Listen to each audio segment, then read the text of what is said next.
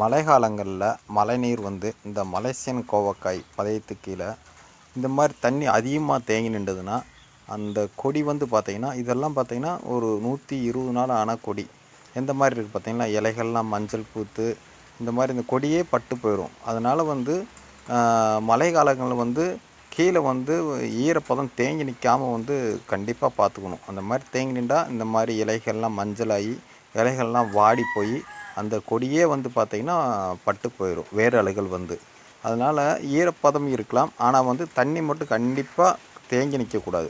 இந்த செடி பாருங்களேன், இது எப்படி நல்லா இலைகள்லாம் நல்லா பச்சைன்னு நல்லா இலைகள்லாம் நல்லா அகலமாக எந்த மாதிரி இருக்குன்னு பார்த்திங்கன்னா, இது வந்து பார்த்திங்கன்னா அந்த மழை காலத்துலேயும் வந்து பார்த்திங்கன்னா ஈரப்பதம் வந்து கீழே வந்து அதிகம் இல்லாத கொடி இது. அது வந்து ஈரப்பதம் அதிகமாக இருந்தது, ஈரப்பதம் இல்லை, அதாவது நீர் தேக்கம் அதிகமாக இருந்ததுனால அந்த கொடி வந்து அந்த மாதிரி ஒரு மஞ்சள் பூத்து பட்டு போகிற நிலைமையில் இருக்குது.